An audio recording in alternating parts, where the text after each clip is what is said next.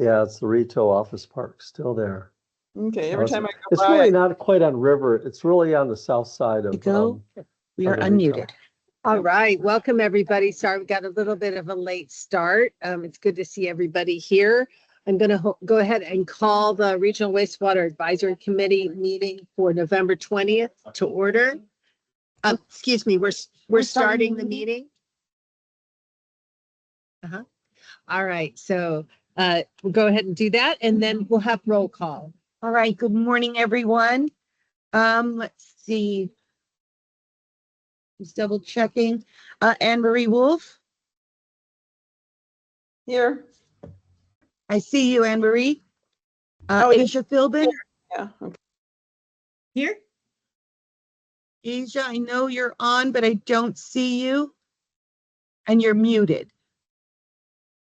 Oh. All right, we'll come back Here. to that. think- Claire Zucker, Here. Eric Sewell, Yes. Kirsten Wangsvik, Matt Mathewson. Here. See you, Matt. Scott Oldendorf Here. and Steve Foley. Here. All right, we have a quorum. Excellent.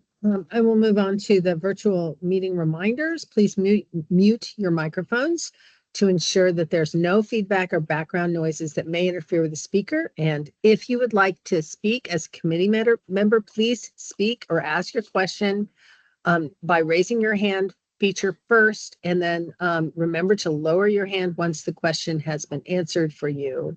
And when you're ready to speak, don't forget to unmute your microphone, especially important during votes, and then mute again after you speak.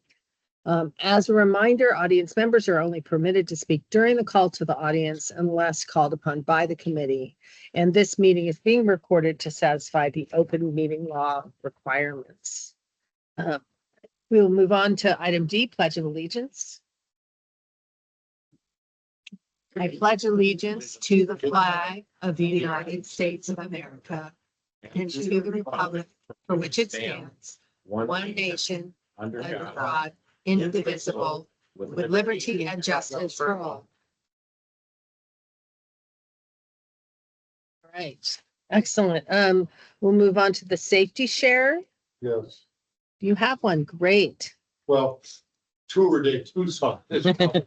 So you're gonna see a mob of bicyclists over the weekend. And just be aware of the street closures, be aware of cyclists and all directions. It's a great tradition for us here, but it also has some of its own safety problems. After that, it'll be wet on Saturday, right? And my aunt had an accident in the rain on Sunday. So I got some stitches on my lip, and, so just even something that is normally routine, like riding a bicycle, has some added dangers and moisture. So I expect a few like this. Well, I have one too, and this is not a accident kind of a safety share, but we had a dear friend who didn't know anything was wrong with him and had some issues and then went in the hospital and he has terminal cancer. You just never know. So please, if you're feeling discomfort or something just isn't right, just don't be turned away from your doctor. Just keep going to a specialist, do whatever you can to diagnose early. So just a safety share on the medical side. We don't talk about that very much here, but it's really a big issue. And don't forget, it's raining today. So in a dry climate, all the oil on dry climates come to the surface when it rains, and it's very easy to slip and slide. Totally.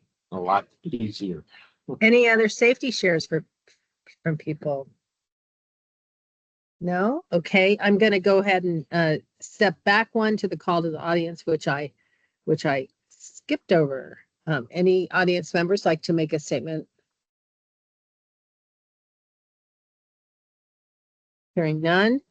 Even though we have, you can't see it here, but there's this giant bunch of rows of tables. And my immediate reaction was, oh, there's finally room for all of our audience members. Okay, we'll move on to the item number G or item G, approval of the minutes. Did everybody get a chance to look at the minutes? Are there any changes that people saw that need to be made?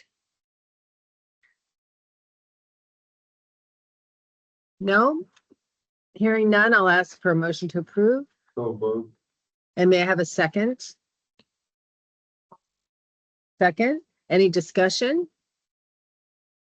Hearing none, I'll call the question. All those in favor say aye. Aye. Hi. Any opposed? Motion passes and the minutes are approved. Moving on to item H1. We're gonna start with the director's update, but the director's not here. Jaime is going to do a brief update Okay, for us. Thank you.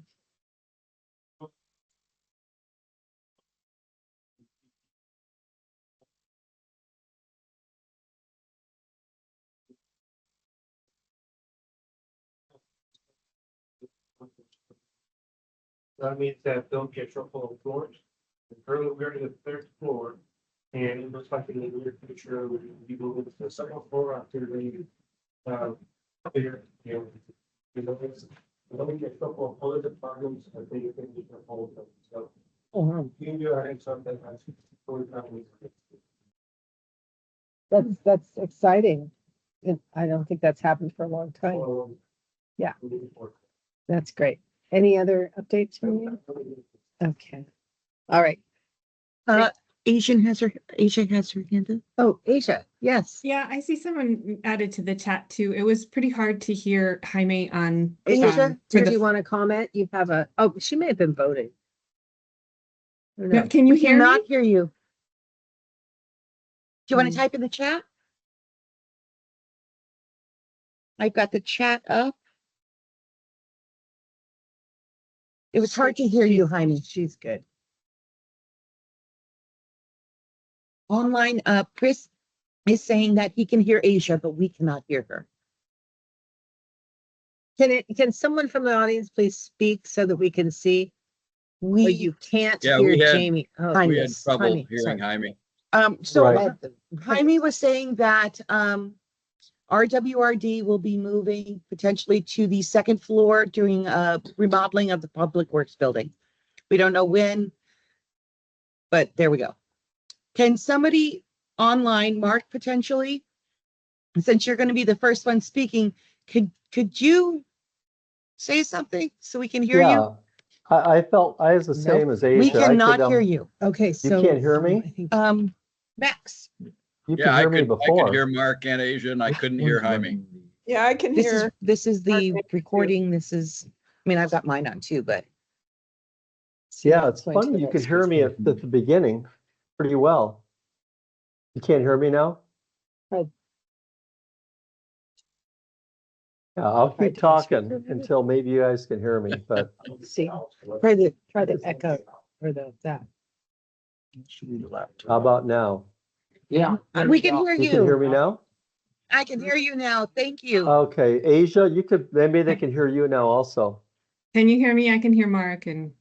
Yeah, we and can hear you, everybody. Asia. Okay. Okay, thank you. Thank you, Max. Okay, we're all in line. Good deal. Oh, no, it changed. Oh, yeah. Okay, and you can hear us clearly? Okay. Okay, excellent. All right. Ah, Thank you. Disaster averted. Just saying, it could have been really. Good. All right. So we've done the director's update and then we have Mark Taylor here from the CAP Board of Directors. Nice to see you, Mark. And you're going to be giving us an update on the Central Arizona project. Yep, sounds good. Are you ready now? Yes, we are. There's that item. All right, Claire, great seeing you again. Yeah, I wish I was there in person. Apologize, I'm down in Mexico right now, so would much rather be there, kind of. But, I know I had some slides but I'm gonna probably talk more than just use the slides because I think maybe that's appropriate. What's going on right now, you guys in general definitely know what's happening. And I really just want to give an overview of where we are today because it's changing so quickly with all the negotiations. And I imagine a lot of you have been reading in the paper what's happening. And I'd like to give more of an overview of the current political situation and then open it up to questions too, because questions will really bring in what's happening. The only problem is I can't see what's everybody. So I have no problem you guys interrupting me during the presentation. Just yell out, got a question? I'll stop and we'll take it because I think it's important to hit this stuff as we go. Maybe what I'd like, go ahead. I just want to mention that we do have printouts of the presentation here and people did receive them in their packet, correct? Is that right?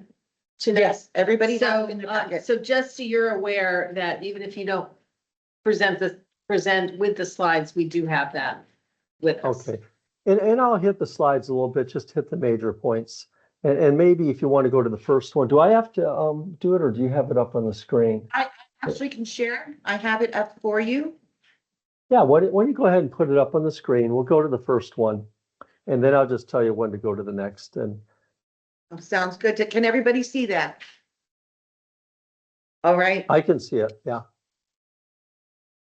Go to the next slide. next. Yeah, go to the next slide.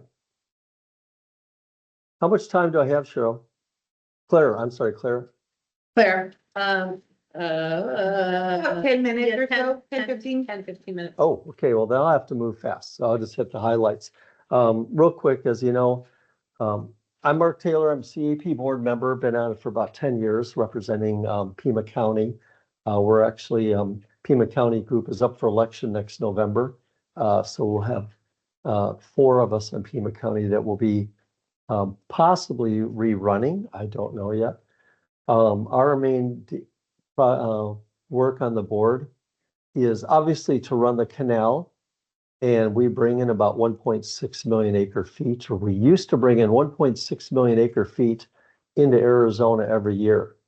And to show you the change in that, we're only delivering 813,000 acre feet next year. Half of what we used to do every single year as on the board up until the last 5 or 6 years since we've had a dramatic shortage on the Colorado River. What I'd like to talk about today is what's causing the shortage? Where is Arizona and the priority of that shortage? And why are we already down to only delivering half of what we used to? Who gets that water and who doesn't get that water? And what we're really in the negotiation with and who we're in the negotiation with. Where are we in the negotiation? Because as you all know, that negotiation is to put another 20 years on the shortage sharing agreement, which expires December 31st, 26. But it's why you say, oh my gosh, we got a whole year before that thing expires. There is a massive amount of work that needs to be done before December of next year. We really have only until August of next year to have an agreement. That's when we actually order all the water from the Bureau. And we have to go through a full NEPA analysis and EIS. We have to go through congressional approval and legislative approval in Arizona. And we don't even have an agreement as of to date on where we are and what it may look like. We've been working on this negotiation for over 3 years now, probably depending on who you talk to, maybe even more. And I don't know if we're really, to be honest, I'm not sure we're much farther along than we were 3 years ago. So let's talk about why this is. First of all, I want to throw out what's on the screen. Biggest problem is there's so much less water on the river. Look at the last few years. Look at the snowpack. We used, in the quote, the old days, when we said we had 105% of standard snowpack, we had, of course, have 105% of runoff. That's standard. Of course, that's how it works. Well, that's not how it works anymore. Through aridification, because we have very warm summers, we dry out the soil. with these warm summers and so by the time the snow starts falling and melting, it's absorbed immediately by all the soils. So you can look right down the line and look at the difference between the snowpack and the runoff. Why the snowpack doesn't seem too bad. The runoff has been terrible. And we're having much less runoff than we used to. And that's really climate change and acidification is the primary problem with it. We are putting a lot of soil moisture instruments out there all through the Colorado River Basin, so we have better prediction of what's going on. But that's our biggest problem. Let's go to the next slide. I'm going to use this to talk about history a little bit. As you probably know, or most of you know, that we have an upper basin and a lower basin. The upper basin is divided into 4 states. You can see it's kind of a lighter green there: Wyoming, Colorado, Utah, and New Mexico. The lower basin is 3 states: California, Nevada, and Arizona. And you don't want to forget Mexico because we have a delivery obligation in Mexico. In 1922, the 1922 compact is probably the major thing that everybody's fighting about right now, is interpretation of it. And there's a very high chance we all may end up in litigation coming up soon. And a big part of that will be how do you interpret the 22 compact. 22 compact originally said that we had 18 million acre feet per year coming out of the Colorado River. Wow, that's a lot of water. We're going to divide that up 50-50. We're going to say the upper basin states, you get 7.5 million. Lower basin states, you get 7.5 million. We knew that there's maybe, that was before a lot of all the reservoirs in place, but we knew we had a lot of evaporation and losses in the river. So we figured we had plenty back in 22. Unfortunately, the 22 agreement was made when there's 10 or 12 years of very high water runoff, and the measuring methods weren't the best either. But it was things that were divided between the two basins didn't exist. Unfortunately, we don't have that much water. That 18 million we thought we had is probably about 12 million in reality, and that's been where it's been for many years. And sometimes people say it's down to 11 million. Lower basin developed way quicker than the upper basin. We've been using our 7.5 million since almost the beginning, mainly through California. The upper basin today still has not used their 7.5. They're only using about 5.5 million acre feet today because they haven't really developed. The lower basin was divided later on, and I will say it real quick by California. Before CAP was built, California already built all of their major canals. The Imperial Irrigation District had the All-American Canal. We had the Colorado River Aqueduct going into LA, and they are using, and we had an agreement with California that our 7.5 million acre feet would be divided up between the 3 of us, as California got 4.4, we got 1.8, and Nevada, I think, was 500,000.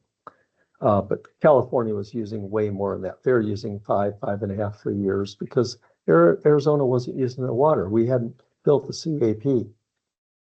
I'm going to try to do this as quick as I can, but CAP, what's that?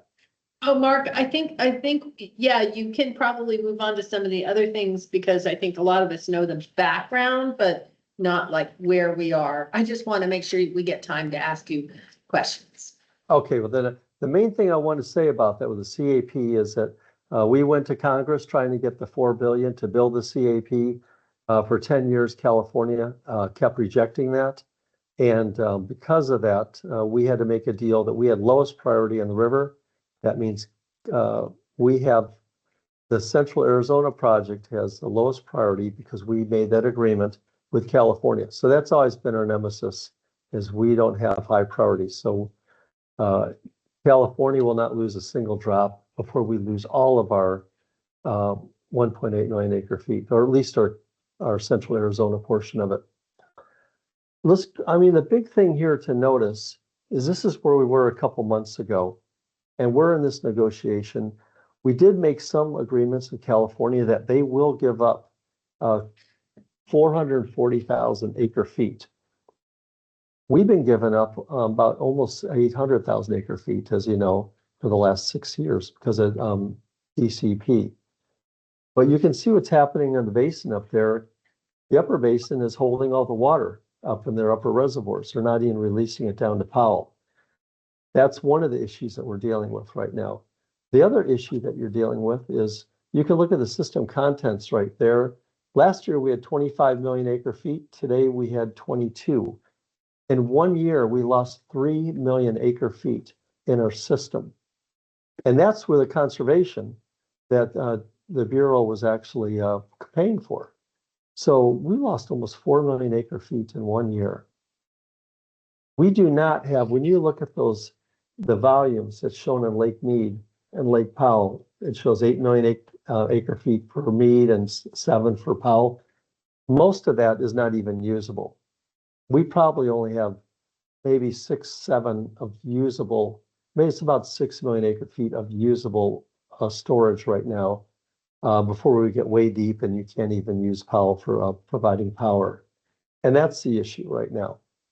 So we only have another year or two of usable storage right now if we still have flows like we did last year. And that's where we are. Let's go to the next slide. And any questions on that real quick? Nope, okay. I'm going to skip this. Go ahead, because we just already talked about the flows and where we are today. And as you can see here, this is Lake Mead. The blue line is typically where we expect, while we're only in tier 1 for next year, you can see after 2026, it's a precipitous drop expected in Lake Mead. And that's the problem. When you start getting down, in some cases, it's getting down to, how do you say, probably 10, 20 or so. What's that? Oh, I was just saying Deadpool. We're getting close. We could be easily getting close to Deadpool in a couple of years.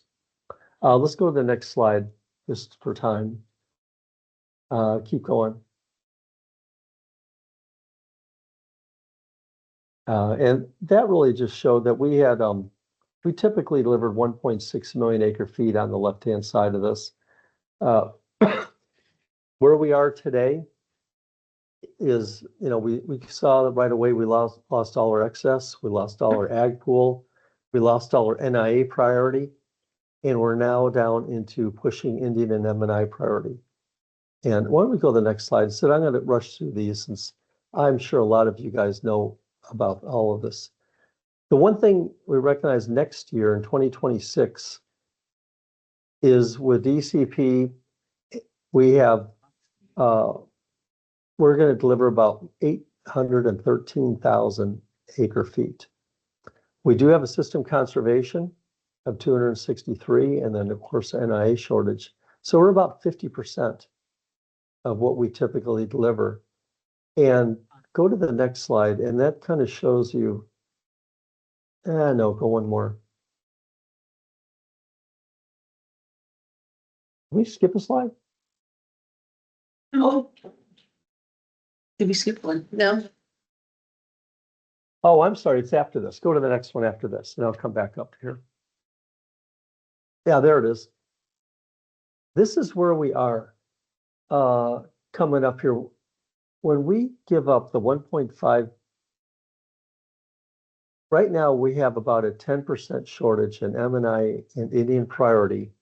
And after 2026, if we give up what we have negotiated to give up, we're going to have a 20% shortage in M&I and 16% in Indian.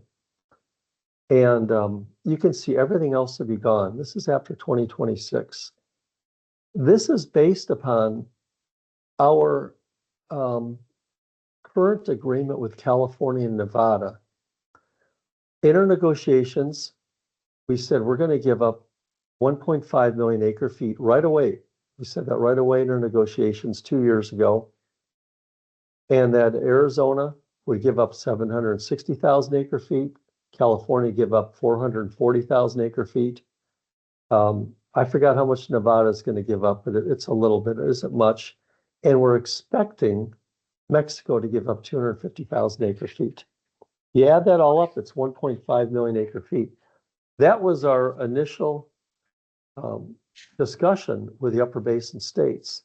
And then what we want to do, that anything beyond the 1.5 million acre feet shortage, which is our structural deficit, we were hoping to share with the upper basin, that they would give up some and we would give up some.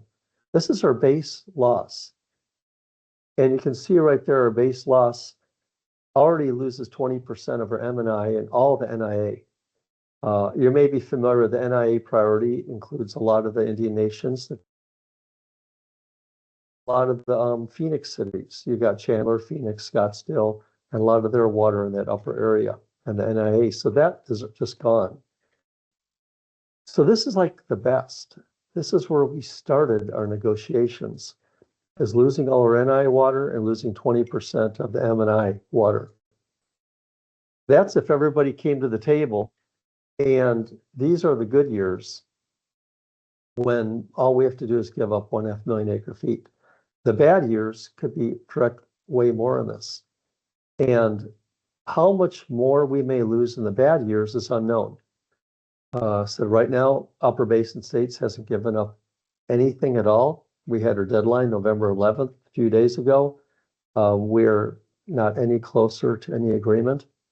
The Bureau at the moment has not chosen to jump in and make any type of proposal, publicly at least, that many of us know about.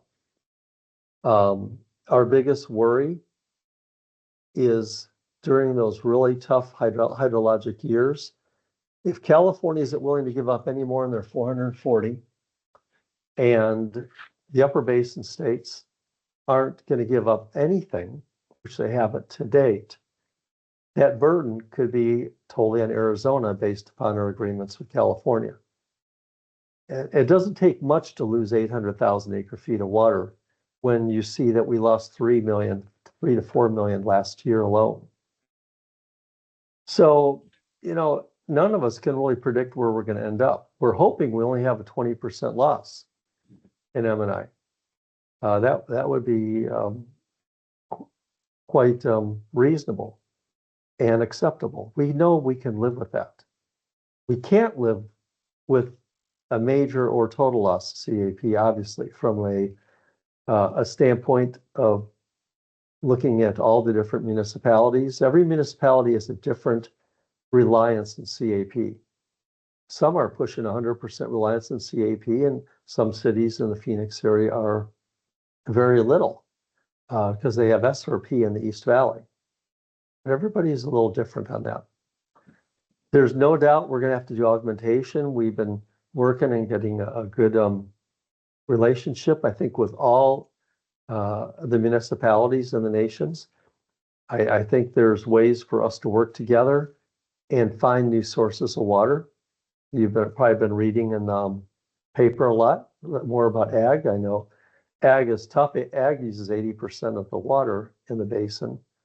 I think there's agreements that can be made that are beneficial to everybody. I think, you know, go out and say it, in Yuma, Maricopa, the Crits, all have ag water that could be used more efficiently, or there could be fallowing or crop switching.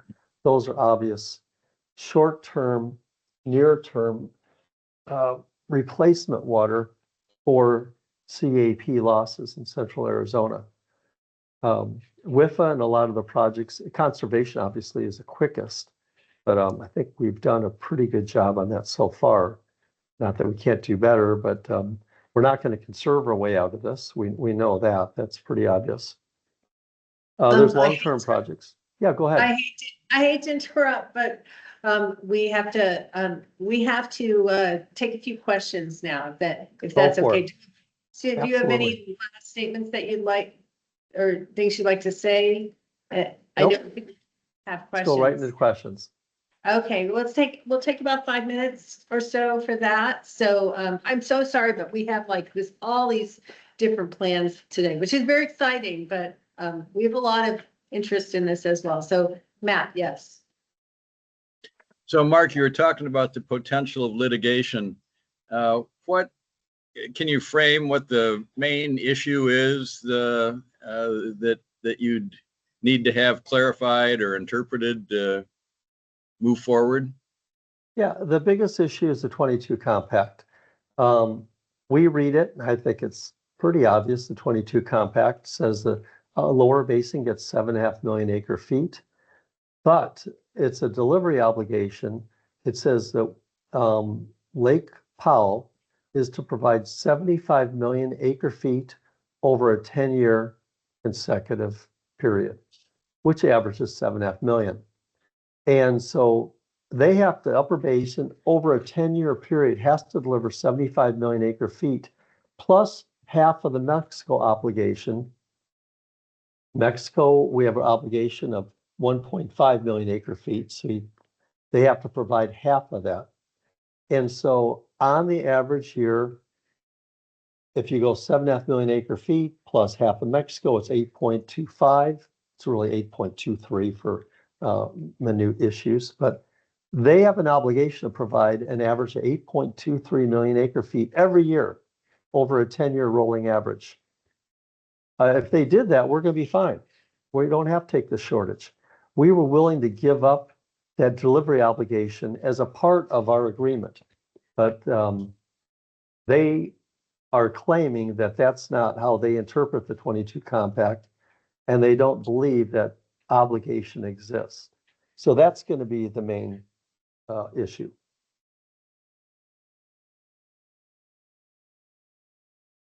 And if we go down there and it's ruled that,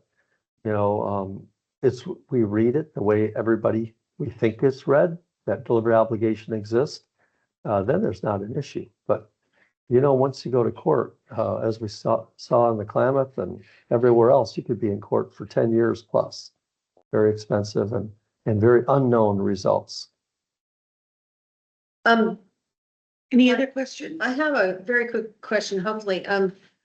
Isn't it very challenging for the upper basin states to reduce because they don't have the sort of same central management of water? So it has to be a very collaborative process in upper basin states versus here, our cap water is really managed through a single entity. Is that part of the issue?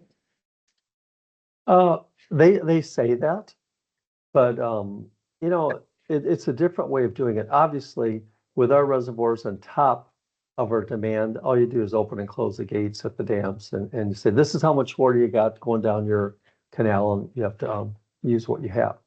It makes it easy because you only have a few gates to control on the lower basin. The upper basin, everybody has to control their own gates. Whether it's going to be Denver and all the cities, how much water they pull out, all the farms opening and closing their gates. I spent a lot of time on the upper basin, and they absolutely have abilities to control how much the farmers get, how much they pull out of the river, all up and down it. And they do it today. I mean, it's all set up by priority dates and water rights on the river. So they absolutely have the ability to shut down water use as needed or as controlled. They may not want to do it, but they absolutely have the ability to do it. It may be just more difficult because you're dealing with a lot of gates up there versus a few down here, but it's still able to be controlled. Thank you. That's really helpful. Do we have any other questions? I'll ask one question, Mark, Scott Oldendorf. Yes, Scott. Okay, here's the tough question. Are we gonna head toward Armageddon? Are we gonna not be able to support our populations and industries with water here in Arizona? Is our lifestyle gonna be having to be changed, et cetera? It's a crystal ball question. Yes. Depends where you are in the spectrum of on where we're going to go with this. But right now, we're not seeing a change in the upper basin stance. We don't know if the Bureau is going to come out and actually dictate a solution of one sort, form or another. And we don't know what will happen in the interim if we go to court, which is probably a high probability, of how it will be handled. Obviously will be dictated by the court or the Bureau on where we are. I think you can say for sure, we're gonna have way less water in the canal. I think that's gonna affect every municipality differently. We're gonna have to adjust quickly to that. We have to be pumping more groundwater. We can be buying, definitely gonna be using more groundwater. Our cost of water is absolutely gonna go up because we're gonna be buying water from these sources, and it could go up dramatically. We're absolutely gonna have to work with the farms.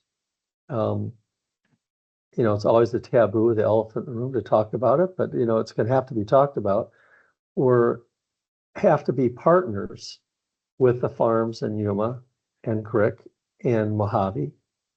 And we have to look for solutions that works for the whole state, and including, as I said, you know, there's fallowing or crop switching and paying appropriately for the water for the communities where that water is available. We have to bring in replacement water fairly soon because we're going to be dealing with this in 2027. And we're absolutely going to have to be looking at long-term solutions, which is expensive water, to bring in and supplement. I think there's going to have to be a lot more flexibility with water rights. So we can go, and there's going to be some cities that are haves and some cities are have-nots. And we need to have a way to be able to move that water between those cities, probably easier than it is today. So I think even legislative or contractual solutions will need to be looked at. I don't think it's gonna be Armageddon. We're gonna work our way through it. There's no doubt. There are solutions there, and we will find those solutions, but they aren't gonna be easy or cheap. Well, Mark, we really appreciate you coming today. Excellent presentation. I think we all have a better sense of where we are, and we'll just keep our eyes on the papers as much as possible. So thank you very much. And Okay, you bet. Watch the really- papers for. yeah, we'll keep an eye on those Water Resources Research Center seminars. I'm sure you'll do some of those. So that'd be another place to follow up. So thanks very much. We're gonna move right. on. Great seeing everybody. Yeah, it's so good. Thank you good so to much, see you. Mark. Really good to see you. We're gonna move on to the PAG area-wide water quality management plan, and we have Melanie Alvarez here. And Melanie, we have about 10 minutes Okay. and then a few minutes for questions. So sounds good.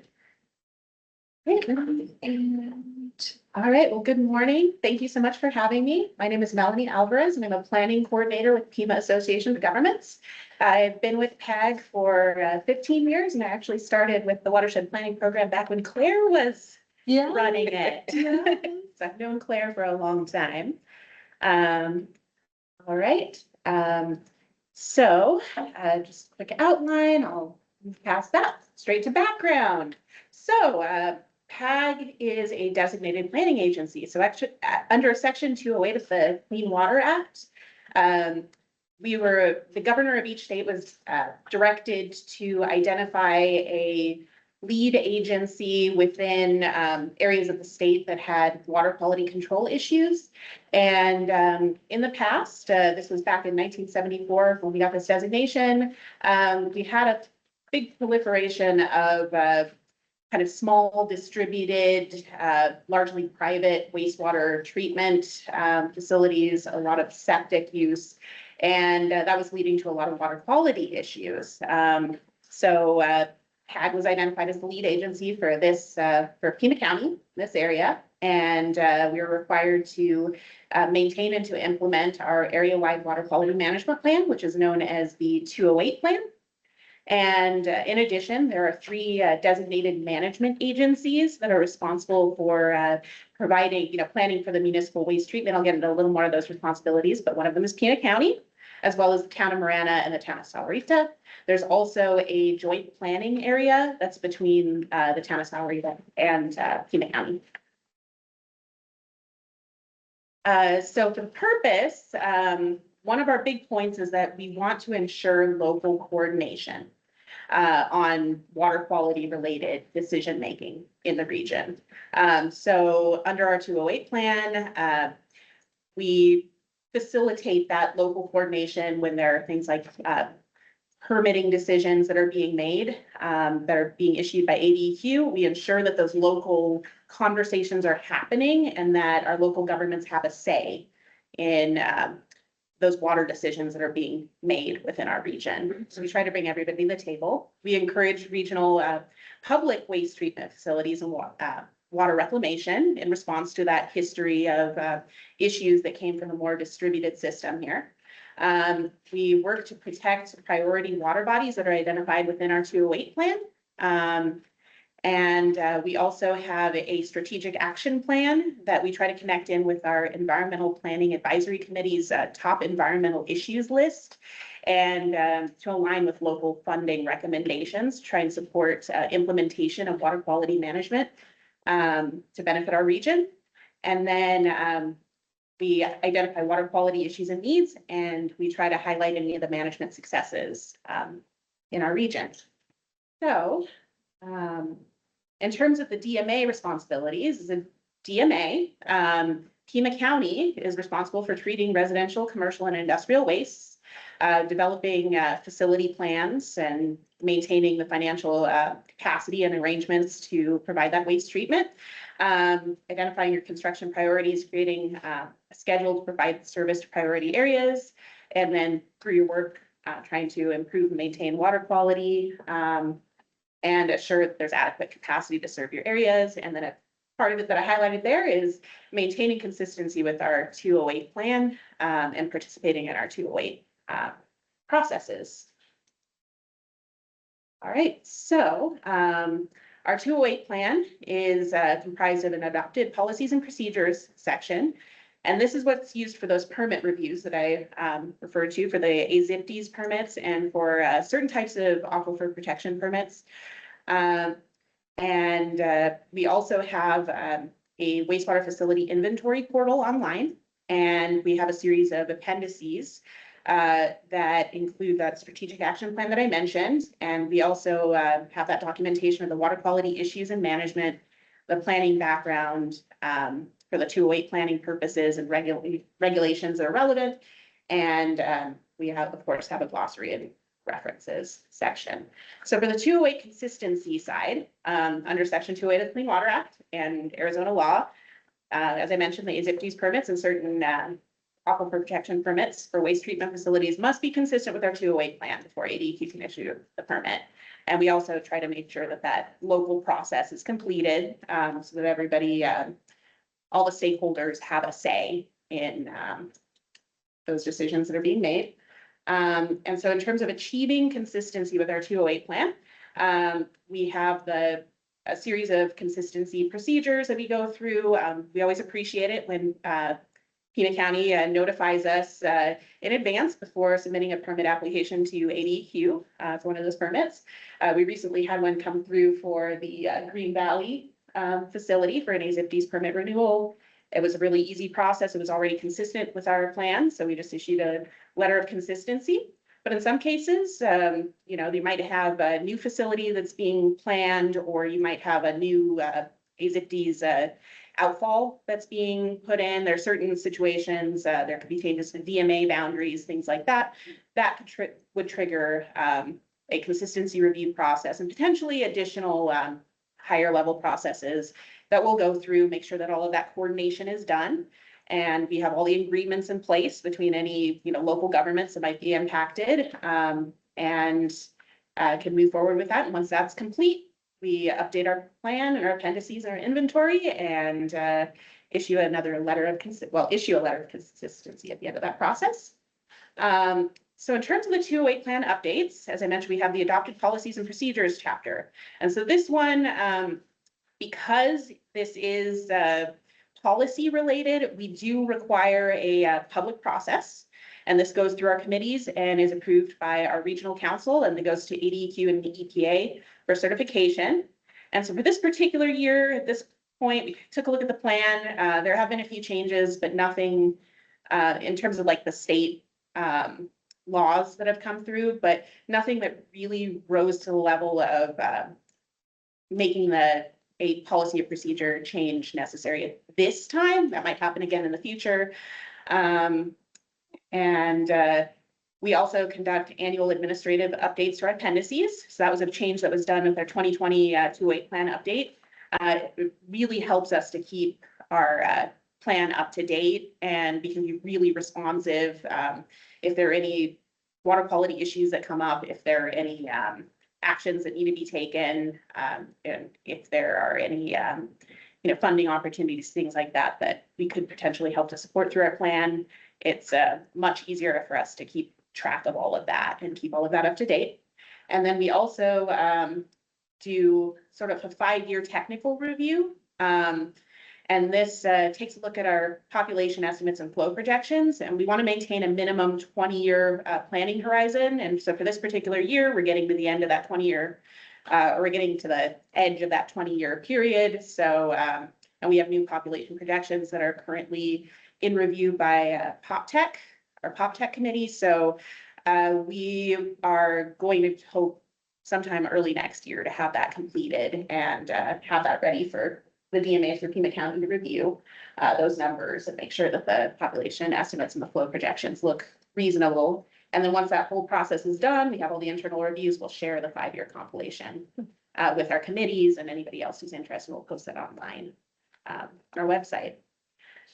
So just a very, very quick overview on the population and flow projections. We've already worked with our Pima County DMA contacts to update public wastewater service area and planning area boundaries. So the service areas, current areas that are served, planning areas are areas that could be served in the future. That really helps us to give a little bit of leeway in those population estimates to allow for service to new areas as the opportunities become available. And we will use PAG's approved population projections to run estimates and projections for the service areas, watersheds, and shallow groundwater areas. And then we will do the population and flow projections through 2055. So that'll give us a really nice window for planning moving forward. And that will be for the DMA areas and for the planning areas. And then in addition, just to add even more leeway, in case growth ends up being higher than anticipated, we do calculate a maximum flow for 208 consistency number that gives a 25% buffer above the flow estimates or for the flow projections, just in case the developments that ends up being greater than anticipated. So again, this is a check-in point if we need to revisit our estimates and our projections moving forward. This is a good check-in point to make sure that we're actually aligning with the needs of your areas. And then, so progress on this update so far completed. We held those coordination meetings directly with the DMAs and worked with them to update the boundaries. And we made those updates to our facility inventory already. So we have the new service areas up there and we have the information that was provided in the updates. And then we also have our internal watershed planning subcommittee, and we like to keep them in the loop about the update process and the opportunities. So that's another one of our required processes. And then in progress, as I mentioned, we're going to be running our population estimates and flow projections, and we'll review those with DMAs when those are ready. I think we're expecting to have those around end of year, the new projections ready to run. So hopefully sometime early next year, we'll be able to check in. And once we get that, finalize the updates, the appendices, and then we'll provide that 5-year compilation of updates to our committees, and we'll post all of that information online as well. And just a note that under these processes, we, in that 2020 update, we added a procedure that allowed us to make those technical and administrative updates to the appendices without having to go through that full public process, just to keep all of our information up to date and assist with that planning on anything that's not policy and official procedures for these reviews. So with that, I'll turn it over for any questions if I have time. But if you have any questions, feel free to reach out to me. That's our 208 information email address. And then on our website, we also have copies of the approved 2020 version of the plan. And that's where we'll be posting these updates once they're completed. And we also have some new interactive story maps that we recently put together for one's for just general information about our program. And the other one is for potential permit applicants, kind of walks you through potential triggers for one of our 208 processes. So. Well, that's great. It's great to hear from you and having been very much part of this process, it's great to see that it's moving on and that you've sort of refined things and gotten things online and automated applications. And so it's great. I'm wondering if you still run things up the ladder to the state. Is there still a statewide, area-wide? Yes, there is still a statewide water quality management working group. Yeah. Under ADEQ, that's made up of all of the local, all of the statewide DPAs. So yes, that's still active. It's still running. PAG was actually served as the chair on that working group for many years, and we finally handed the reins over to MAG to take on the chair role. And yes, that's still active. If we do have any amendments, if we have any of those major plan updates, those still need to go up through that statewide group for a vote of recommendation for approval before they go up to ADEQ. So when we went through our 2020 update process, we did go through that step, have them review, make sure everything looked good, and then they sent their recommendation up to ADEQ, and then it went to the EPA after that. So. Nice. Are there any questions for Melanie regarding the 208 planning process? Or Matt also was involved for years. Asia, yes. Hey, thanks. Yeah, I was curious about the population projections and what you're working on with the pop tech. Is that going to be specifically for the PAG for the 208, or will it apply to general planning for PAG, or can you speak to that? Yes, that applies to all planning for PAG. So, transportation and environmental. So that process is running separately from our 208 update process. We're just waiting for that to wrap up. And then as soon as that's completed, we will be able to run our own estimates and projections using the new numbers, the new estimates. So it'll be interesting to see how that turns out. Okay, thank you. All right, well, thank you very much, Melanie. We appreciate it. I don't think there's any other questions, and it's good to know it's going on. It's really important to process for us as a wastewater utility to be aware of how we're already connecting with the other neighboring utilities and the statewide process and up to BPA. That's all through you. So at least this. So thank you very much. All right, we're going to move on then to the next presentation, which is Chris, I don't know how to say your name, Poirier? Chris Poirier. Thank you all so much for having me. I was trying to pronounce it. Poirier. And you're the Director of Pima County Developmental Services. You're going to talk to us about Pima Prosperous Plan Update. So Very thank you. good. Again, thank you so much for having me. I have a PowerPoint. I'm going to use it to go, though, very fast. Certainly open for questions at the end, but if anybody wants to interject at any time, please do so. I'm going to try to do a share here, and off we go. So our Pima Prospers is the county's required comprehensive plan. We are required to do an update every 10 years.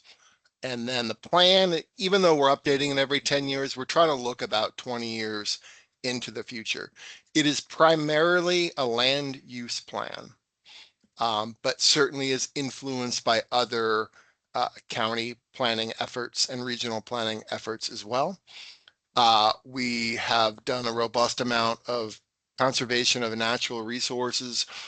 This plan was to really focus, though, on a few newer things.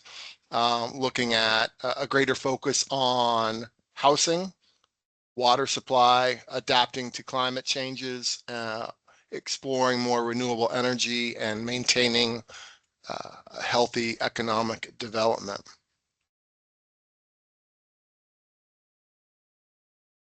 So again, the 5 focus groups we had this update. So remember, we've had a comprehensive plan in the county now for decades. The most recent effort, which was adopted by the Board of Supervisors last October, so very recently adopted, greater focus on housing, water, transportation, climate change, and energy. Our plan is not independent. We are informed by and tie into other larger county plans and initiatives. So economic development, there's overlap in land use. The Prosperity Initiative really deals quite a bit with housing, overlap there. The Pima County Housing Study further really focused us on our housing needs. And then the infrastructure plan really lays out maybe where development should be occurring. We did quite a lot of reach out with other state, federal, and local agencies throughout. Did a ton of reach out to a lot of what we consider our stakeholder groups, including some specific neighborhood associations. So we received comment and received and integrated quite a bit of the input from these groups. So our plan isn't just written by the technocrats in the office, but really written by the community. Took us quite some time to put this together. There are regulatory requirements of how we do notice. Don't want to waste too much time on that, but we met all those. Now we're getting into sort of the meat of what we've done. So our plan has recognized the need for additional housing units and have identified some census designated places where they're likely to go, including Corona, Tucson, Rincon Valley, Vale, Green Valley, Drexel Heights, and what we call Valencia West, which is the southwest part of town. These are areas where we already have a lot of paper entitlements. So these are areas that we are seeing development occur now, and there's entitlements to absorb even more. This slide demonstrates a key factor as to why we really need to focus on housing. Essentially, during the recession in about 05 to 06, we saw our building permit numbers drop to almost zero. So although since 08, 09, 010, we are producing every year in amount to meet an annual demand, we still have about 5 years of little to no housing production to make up for. So regionally, the entire region is chasing housing supply. We need to produce more homes. That's another slide emphasizing that fact. The survey indicated not only do we need to provide more units, there's a need to provide a greater diversity of the unit type. So forever and a day, the county has been producing a lot of single family home, some larger apartment buildings, but there's sort of the area in the middle that we're looking to also further incentivize. Some people call it the missing middle. So picture other rentals or other units that are not your traditional apartments or single family homes. So duplexes, triplexes, maybe row houses, things from the past that we all have seen or experienced in our life, but have essentially forgotten about over the past few decades to develop. we did a few very important things with our comprehensive plan update, and that was really to look at providing density bonuses where development should occur, and where we've all agreed where it should occur primarily are areas that are infill, outside our most protected conservation areas, but as it relates to this group, has a water supply from either Tucson or Metro Water and is currently served by sewer. So a lot of what this plan is trying to do is promote a lot more housing units.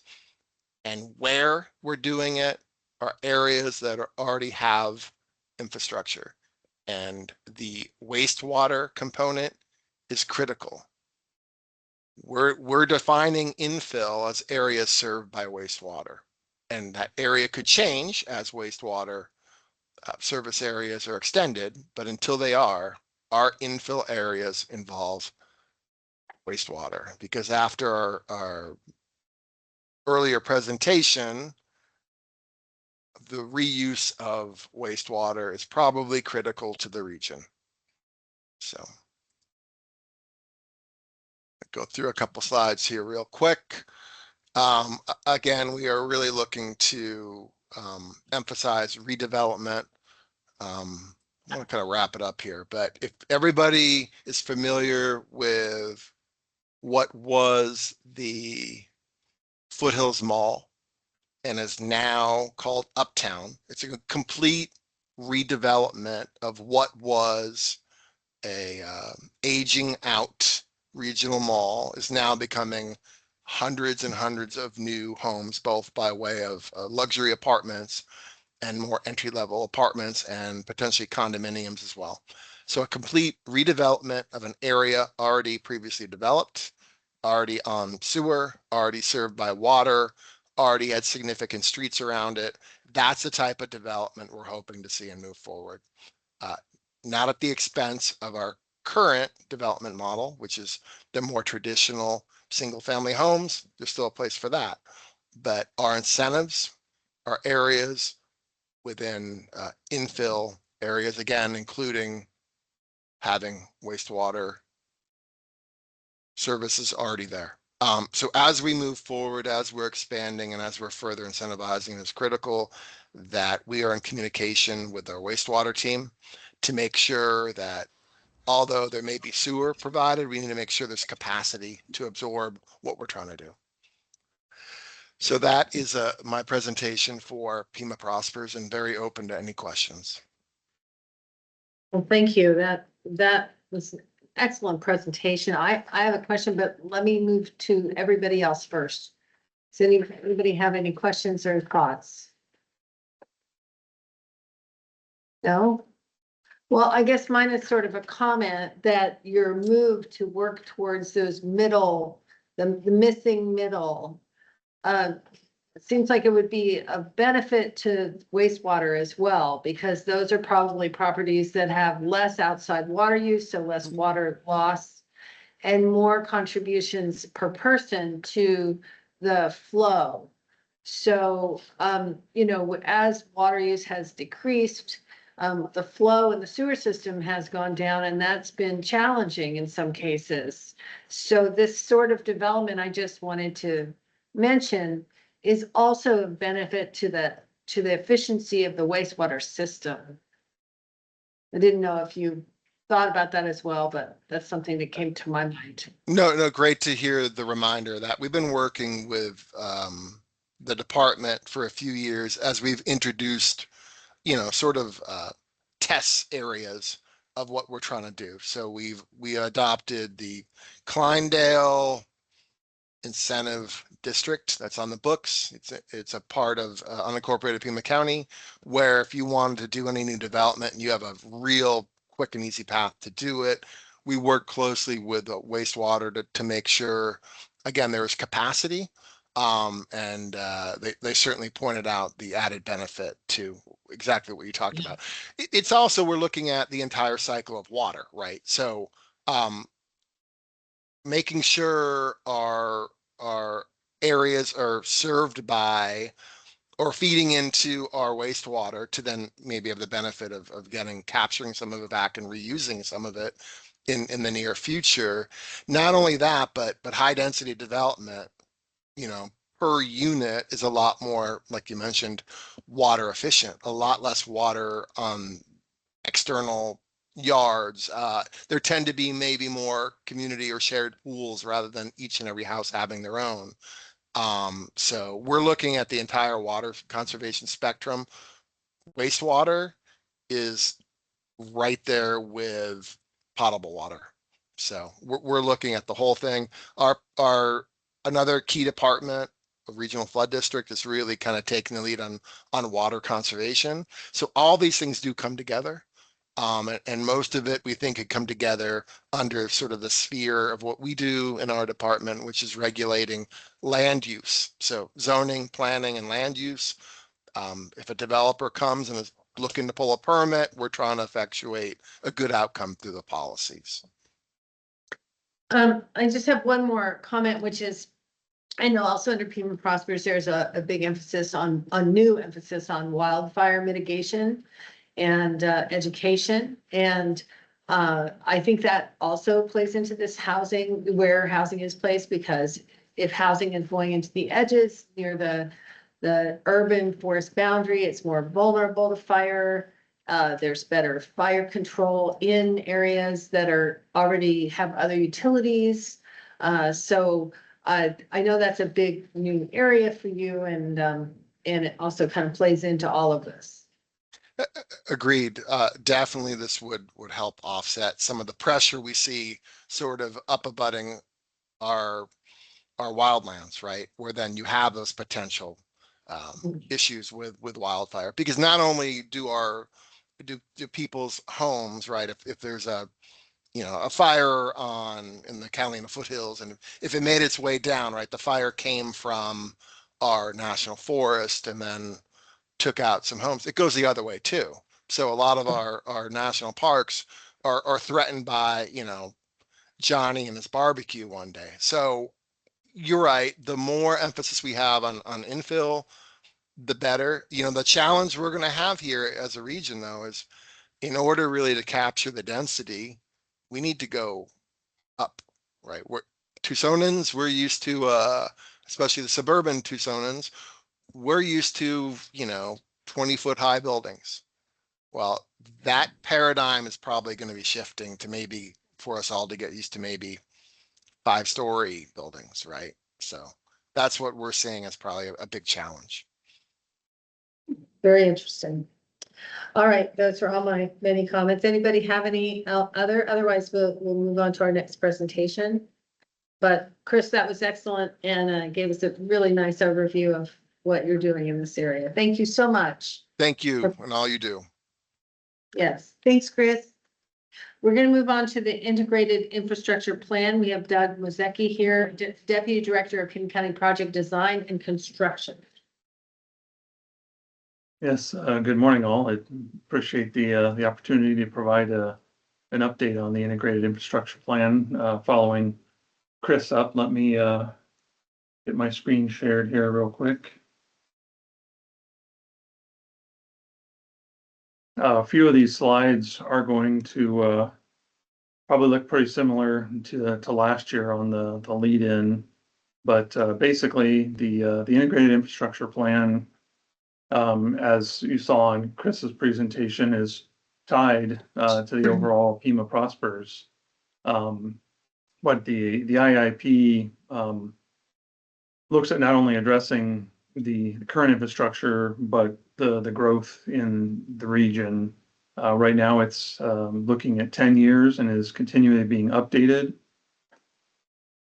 Similar slide to last year, a little quick comparison between the capital improvement plan, which is 5 years, presented to the board of supervisors for adoption annually, and that one is fiscally constrained, where the IIP is a 10-year plan identifying the needs of the departments, and it is not fiscally constrained, but we really focus on what are needs versus what are wants by the different departments.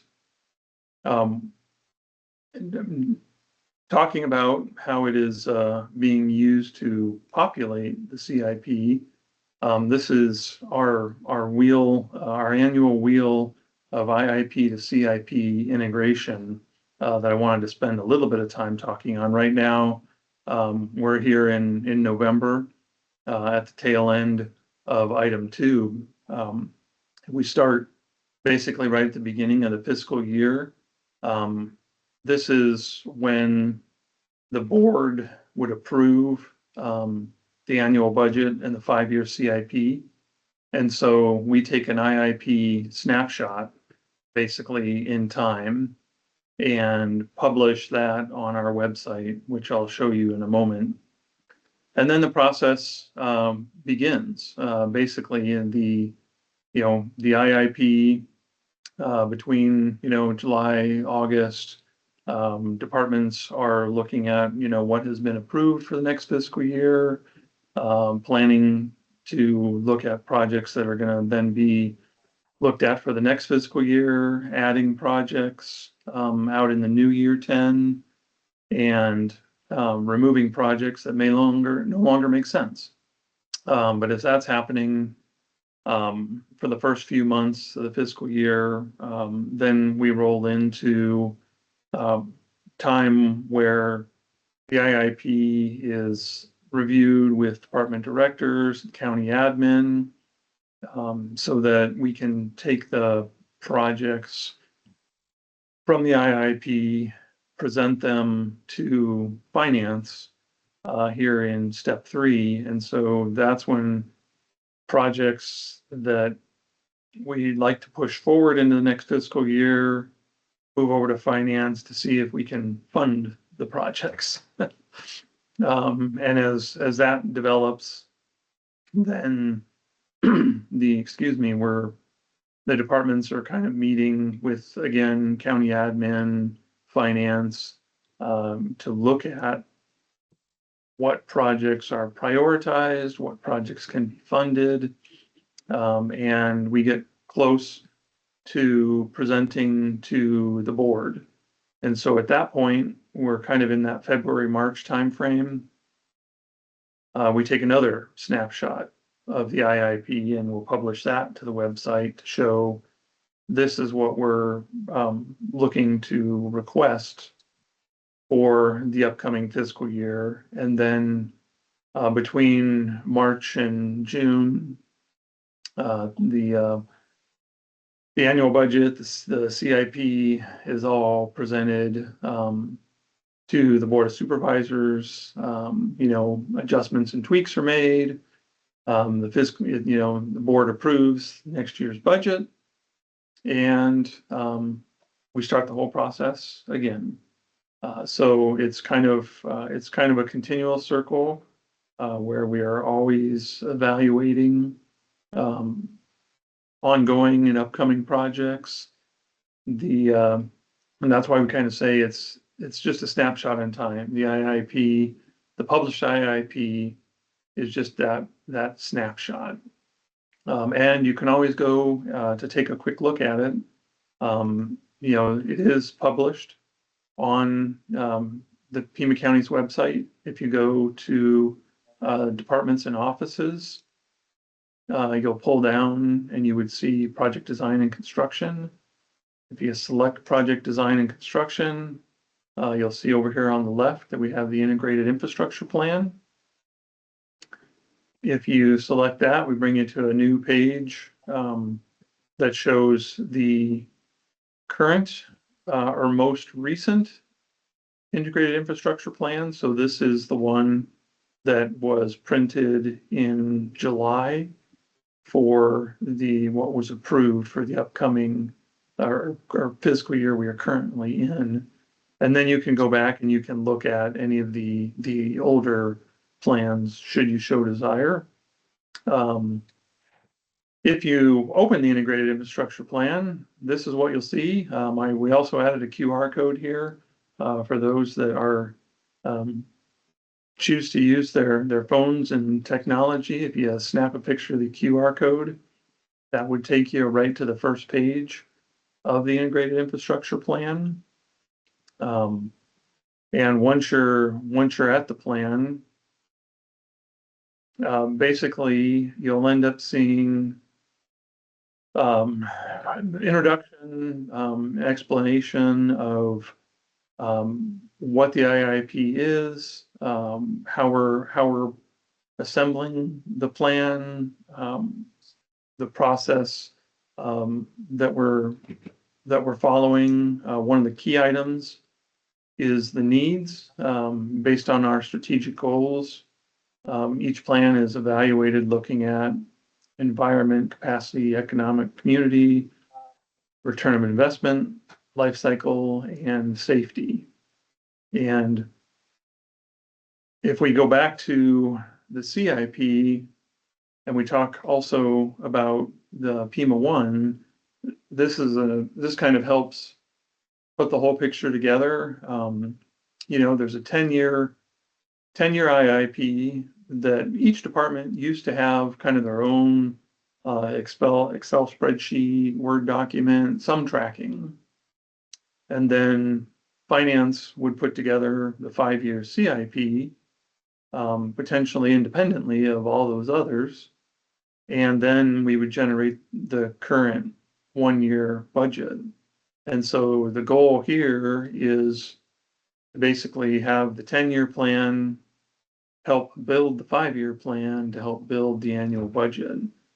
And when you look at the IIP, you can kind of see in the bottom corner, there will be a month and a year that provides the snapshot of when it was published. So you know whether you're looking at either like this one says the request for FY26, the one that was printed in 27 will show approved. This is all PDC kind of assembles this document. All the departments contribute and provide feedback, input, plans, and you can see we have our approved FY26 summarizing for all departments. And as we move out into future years, you can see we have some needs that are larger than, typically we're at, this 200 million range annually. So we have to do some planning as to what to advance, what may slide out. This is just a quick snapshot of wastewaters that was approved for this year. One of multiple pages where it shows in blue the approved annual budget. Everything here in gray is what's in the 5-year CIP that was approved by the board. And then a continuation of needs out another 5 years. Gives a little bit of a description of the project, lets you know which supervisor district it might be in. And then when we get back to those needs, it identifies which needs the particular project may hit. So we are currently assembling the IIP. This year's a big push.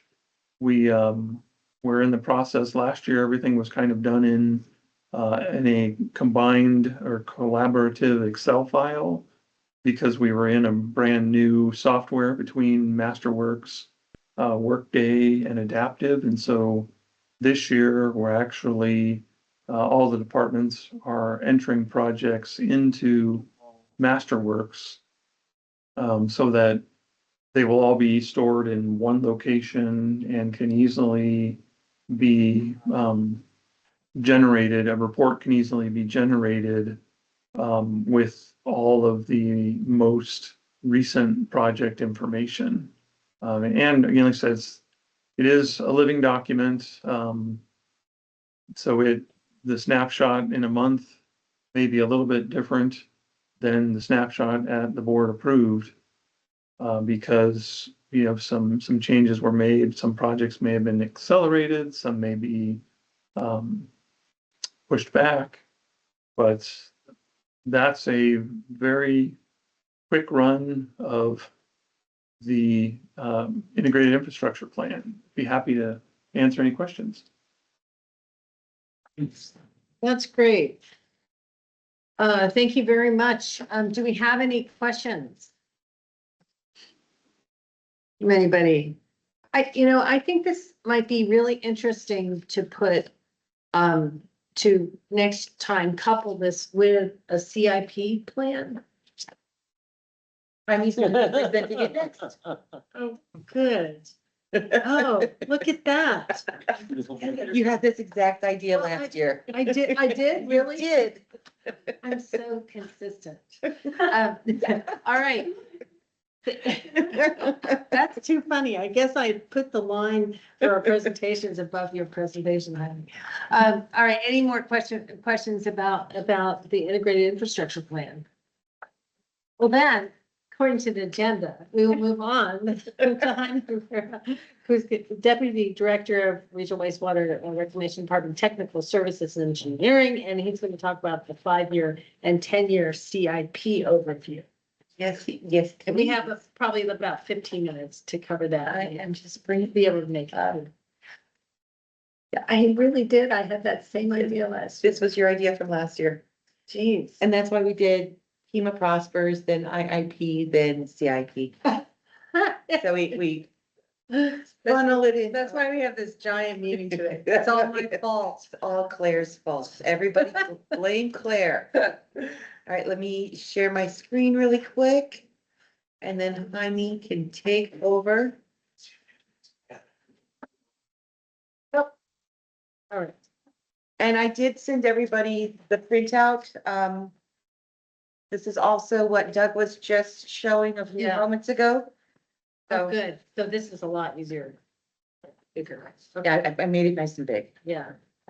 All right. Thank you. Can everybody see this? Read it? You do have the printout, and the digital files.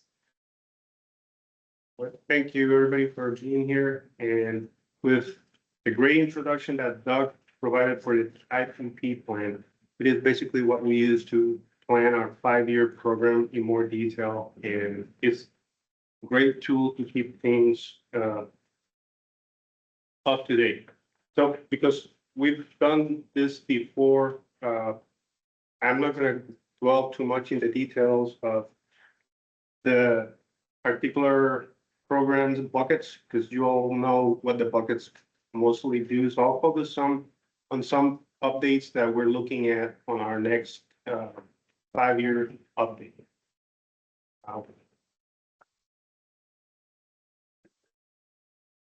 So quick update on the Corona Vetuso capacity project, Saporegi procurement project that's upgrading the Corona Vetuso aeration processes, and it's underway.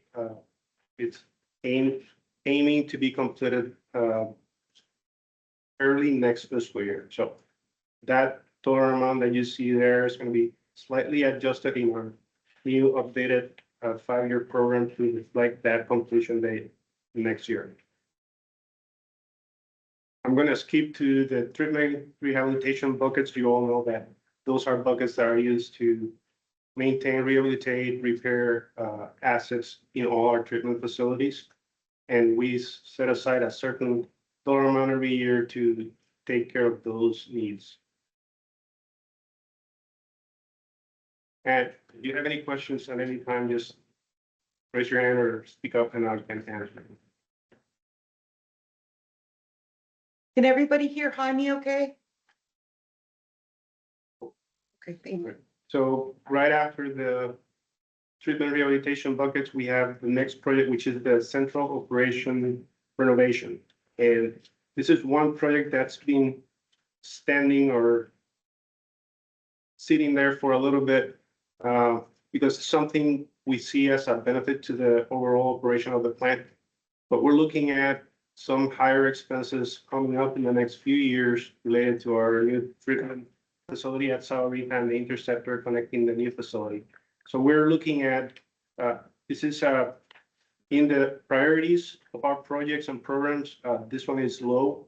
So this project will probably push out to make room for the increased put pressure on that, on our program from this new projects, facilities in Sahuarita, and the new treatment plant and the new interceptor in Sahuarita. So in the next update, you'll see this project being pushed out. Same with the building for primary clarifiers. This is a renovation or rehabilitation of the whole building 4 facility in Tres Rios. And after looking at the amount of work entailed, it can be phased into there's 4 basins basically, and we can tackle them individually and rehabilitate each of those basins individually. So we're probably going to push again this out and do maintenance and repair on the existing equipment to make sure that continues to work as intended until the project in Sahuarita or the program in Sahuarita is accomplished. Then we can refocus our funding into this particular facility. So that's another adjustment you'll see in the future in the next year's 5-year CIP program.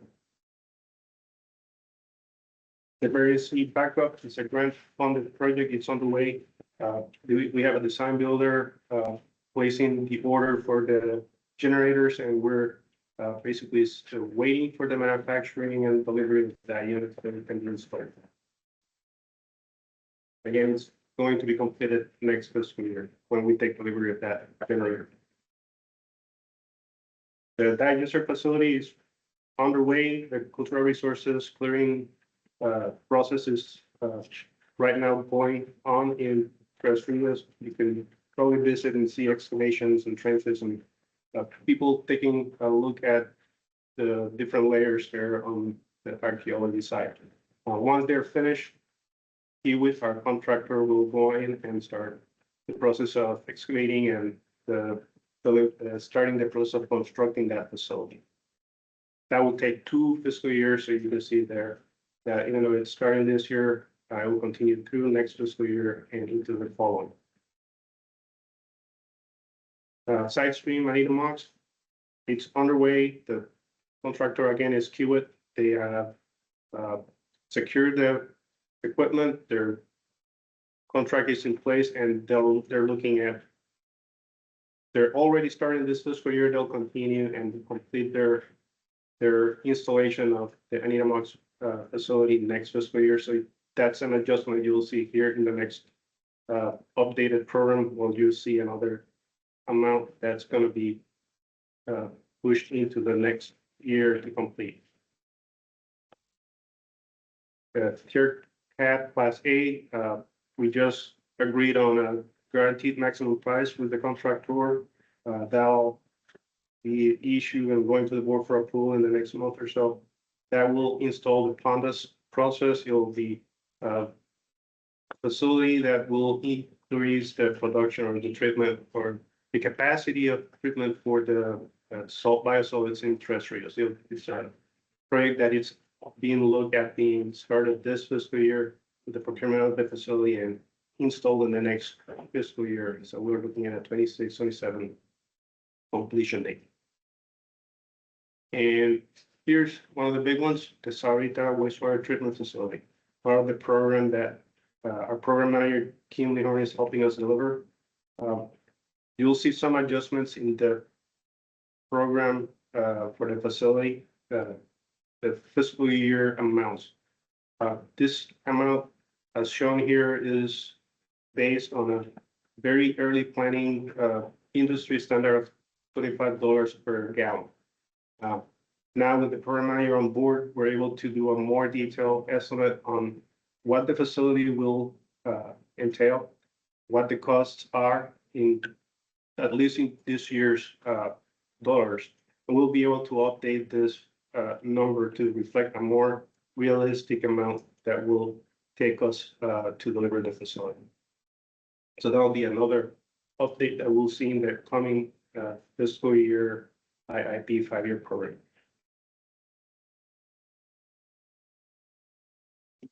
Scrolling down, we have the interceptor from Corona to Tucson to Sahuarita. This is a very far out planning project. The focus is on delivering that facility at Sahuarita and the connection from Green Valley to Sahuarita. This being so far out, you'll probably move out of the 10-year realm, and we may drop this project from our program.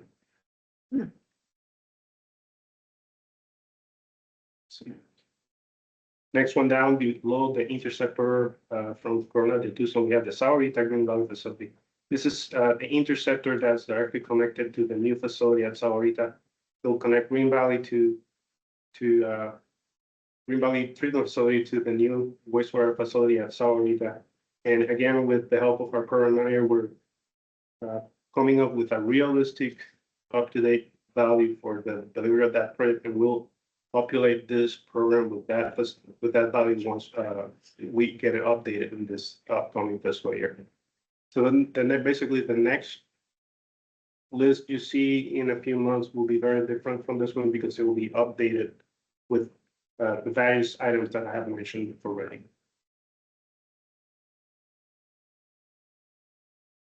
Corona Ranch Sewer Extension, it's well on the way. The first guaranteed maximum price is being, we finished negotiating it. It's going to the board. We're aiming to go in the next month or two to deliver that guaranteed maximum price to the board for approval. This facility will connect our Arivaca lagoons basically to our existing Green Valley facility, which eventually will connect to the new Sahuarita facility. So this will provide us with an interceptor that goes all the way down to the south end of our county.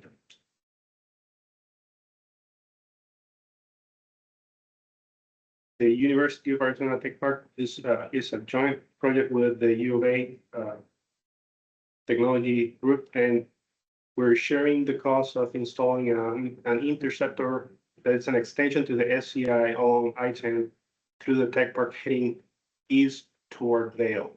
In our discussions with U of A, and we're contributing the U of A is taking the lead in the design, construction, and installation of this facility. We're contributing our incremental cost for their original design of 8-inch to 12-inch line. We're asking them to install a 27-inch line. So we're paying for the incremental cost of increasing the diameter and the depth of that sewer line they were already planning on installing. Their design is underway. I believe they started design this fiscal year. They haven't started yet. They have a planning design on hand, and they'll continue designing and selection of the CMAR contractor later this year, and then construction will continue into the next year.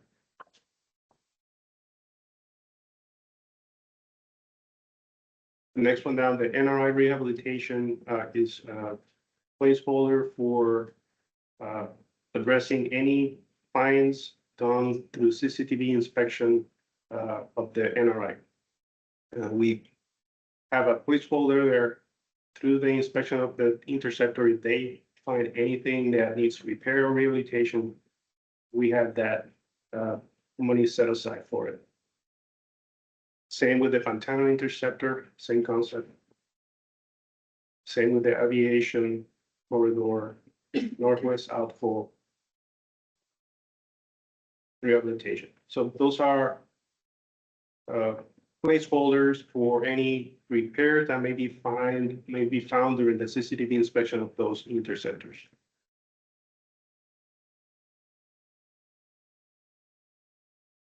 Following, we have another of the buckets or auto control. Again, those are repair, rehabilitation, maintenance of auto control facilities.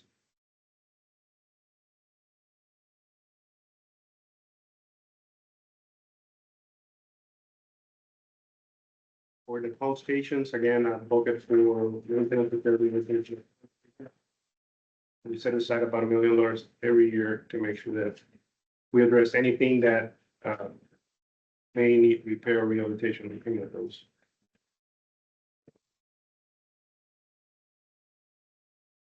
Minor pipe rehabilitation, these are the same buckets that we use for interceptors. Like I mentioned before, CCTV takes place, they find a defect. We spend some money in the repair of those rigs, zags and problems that we may find. This bucket takes care of the smaller diameter, 8 to 15 inch pipe, which is the bulk of our system. We set aside a bucket every year to address any findings that the CCTV group may identify.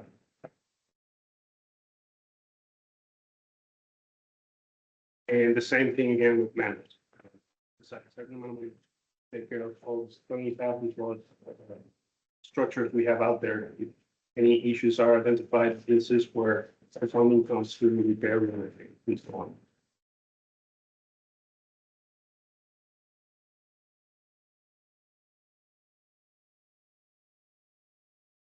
The augmentation recommended to Santa Rita Union Pacific Railway. That was there was a thought that we were going to need augmentation in that area, but we have placed flow meters to monitor the flows, and at the time we haven't identified any surge or need to augment that area.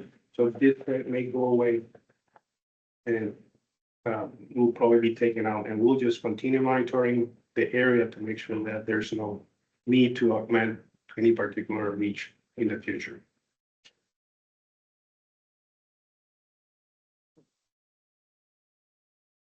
Including minor modes, this is related to any right-of-way owner, ADOT, some Pima County. When there's roadway improvements, there's sewer lines that are involved or impacted. And this is where we fund our share of those adjustments, repairs, or other sewer-related construction that may be included in those right-of-way projects. So is that empty because if something comes up, then you fill it in? Correct. So we don't know what's coming. So we said we would basically put our foot on the door for 100,000. It may be more, it may be nothing. But depending on what the bill or the design cost comes from, say, ADOT, we'll either increase or decrease the dollar amount to match and be able to fund the right-of-way related things. Right.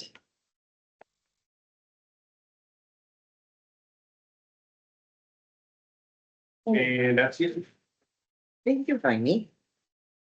Are there any questions for Jaime or do we have questions on the previous presentation? Eliza's? Nobody wants to look at anything again? Everybody's good? All right, I will stop sharing. Thank you. Thank you, Jaime. Thank you. That was great. It's nice to see those details, and I found it interesting to look at the right side and see both what district was in, these were taking place, and also the need that they're meeting. So I thought that was a great chart. Okay. We're going to move on to item number 7, which is the FY 2025-26 period forward expense and revenue summary.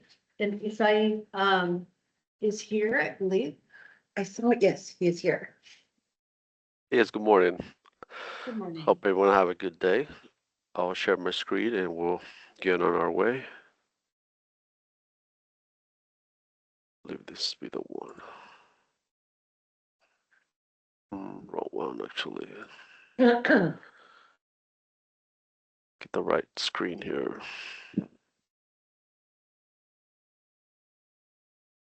Come on. So this one, if not, I'll make it happen.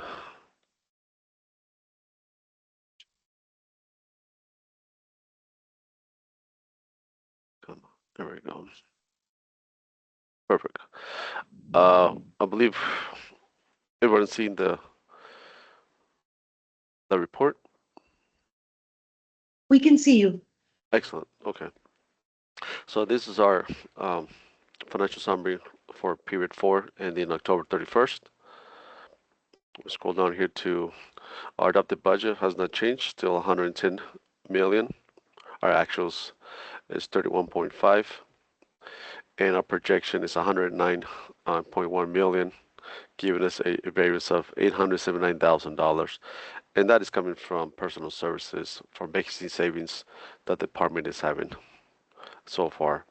And we, depends on, the hiring goes, probably that will increase, and we'll project that as we go along. It was called down to the total O&M expenses, including the contrast and the depreciation and the services. Total budget 176.6, actual so far 36.3, projection 174, giving us a variance of 2.2 million overall. Let me scroll down to the bottom here to the revenues. Our budget is 204.4 million. Actual so far is 61.5, and we are projected to be at 2.19 million. And majority of that variance is due to the biogas that is still down. Last meeting that we had is projected to be up and running by the end of the month, and they're going to start slow process to get up and running to make sure everything's working properly and there's no accidents to occur. Also, our ready ratio, the budget was 1.32, and after all the calculations, the ready ratio is 1.33. That's being forecasted. Any questions so far? None here in the room, any online? No hands up? We're Thank you, good. everyone. Okay. All right. Thank you, Issa. Appreciate it as always. Right, we're moving on. Thank you for that presentation as well. And the financial subcommittee report, Kirsten. Yep, so financial subcommittee met on November 3rd. And we did three major things.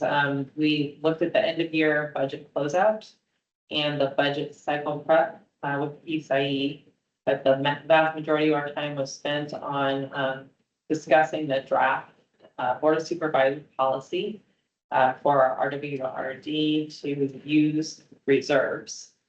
And we came up with a few recommended edits to the document that Art had prepared. And the committee voted unanimously to advance that policy to the larger RWRAC committee for review, discussion, and eventual recommendation from the RWRAC to go to the Board of Supervisors with those edits that we had recommended. And we had preliminarily thought that we would get it on today's agenda. But we decided against it because we had so much going on today that we punted it to next month. And so we are not discussing it today, but the documents will be coming from Jeanette unless they already have. No, they will, yeah, they will be sent out, right? Yes, and so if all the RWRAC members could look that over so that we can have a quick discussion in the interest of our wanting to get that to the Board of Supervisors ahead of the next budget cycle. That's perfect. And we will be meeting again in early December, but the date has not yet been set. No. I think we did a dual poll, but I don't think. Yes, everybody has until the 24th to respond. So far, it looks like December 1st. It seems to be the preferred date, but until the 24th, I'm not gonna start yet.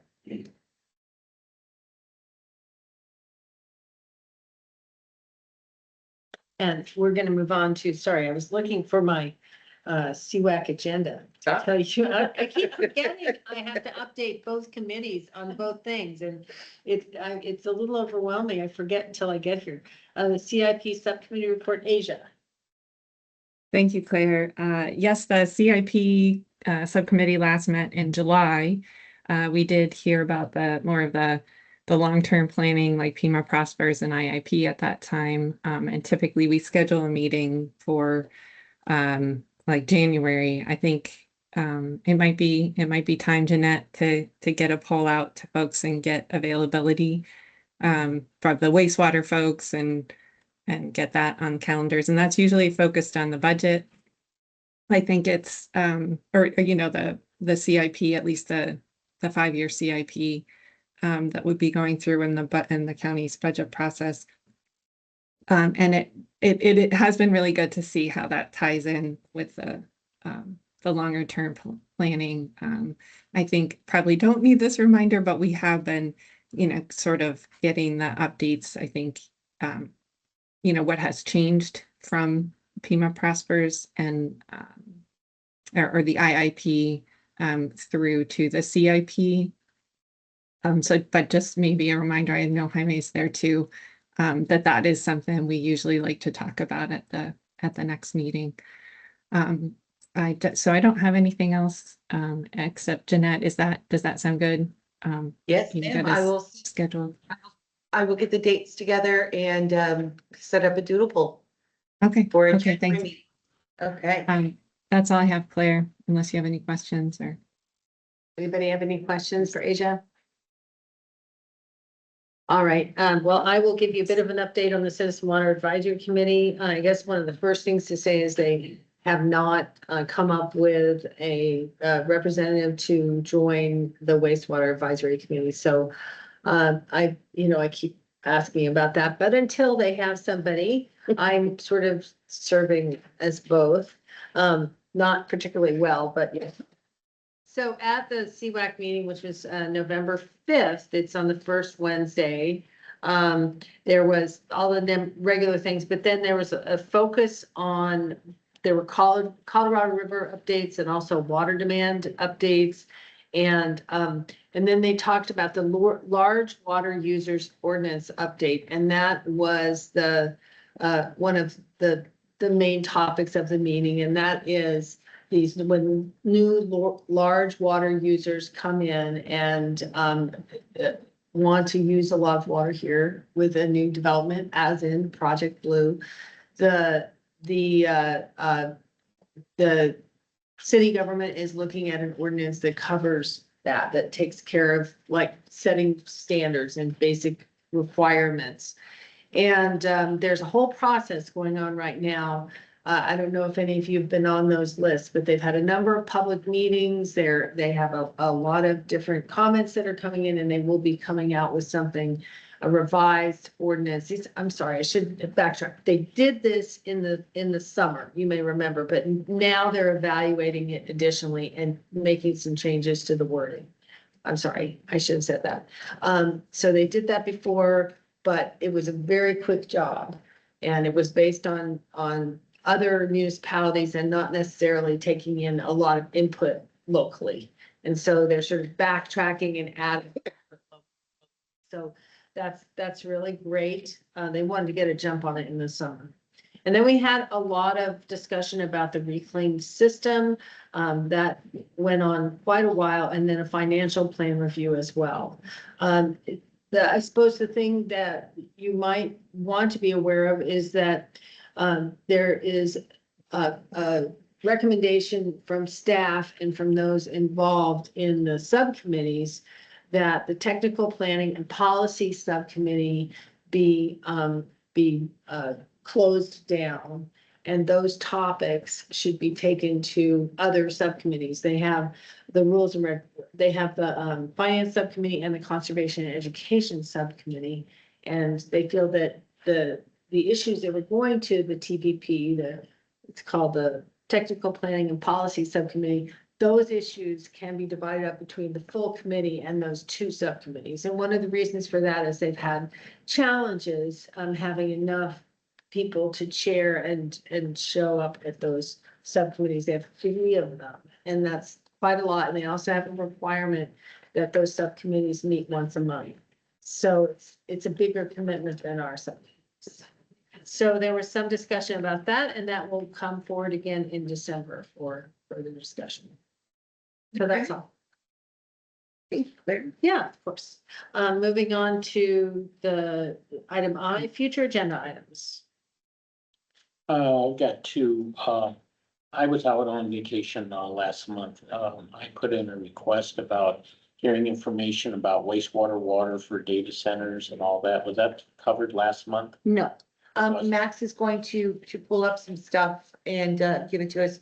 we're full up right now, but we're Yes. going to try to squeeze Yeah. it in. Yeah, we're gonna try to squeeze it in January, February, March, right around there. Or it could also be part of a little spiel as part of the director's update. Okay. So, but yes, Max is going to be working on that for us. He's already agreed on that. We have not forgotten. Second subject, Jeanette, the annual calendar. You handed out 2025. Do you have a 2026? We're gonna be Cause discussing. I wanna book all my dates down so I don't mess up. We will be discussing that next month. Normally, we would have discussed it this month, Mhm. but as per our schedule, I pushed it, I unilaterally pushed it back because otherwise we'd be here for another 30 minutes, and I didn't think anybody wanted that. Got in the way. But that's, if I may, Claire, Yes, of course. so to piggyback off of Scott's fabulous question, we did push back the work plan for 2026 to next month. So that will be on next month's agenda. It'll be quick and easy. Basically, it's a mimic of this year's. And if we want to put in some additional topics, keep in mind what you would like. We'll see where we can squeeze it in. I would recommend we don't put in the same quantity of presentations and discussion items as we had, for example, last month and this month. I mean, it works fine because it flows. But there's not enough time for discussion. Yes, it does limit our discussion time, and I know last month we were over 2 hours and now we have 5 minutes left. So, so keep that in mind. We will discuss that next month. We will be continuing our bond rating discussion with ART and RBC next month as well. That is an added item from our previous discussion. And of course, we will be having the draft Board of Supervisors policy discussion. And tours. Tours, I have, been receiving, yeah, we've been receiving some responses. I haven't received responses from everybody. If you don't want to go on a tour, just let me know. I just want to make sure that I do get a response from everybody if possible. And then I'll see what I can do. I'll work my magic. All right. Any other future agenda items? Hearing none, we'll move on to the call to the audience. Are there any audience members that would like to speak up, make a statement? Hearing none, I'll move on to the adjournment. May I have a motion to adjourn? Make a motion to adjourn. May I have a second? I second. Is there any discussion? Hearing none, all those in favor, please say aye. Aye.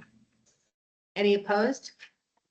All right, meeting's adjourned. Thanks very much, everybody. Nine, Matt. we made it Goodbye. under 2 hours. Where are you? Good job. Great meeting, you guys. Oh, shoot. He's already gone. Where was the guy? Anybody know? No. Sitting on his back patio. Yeah. Yeah.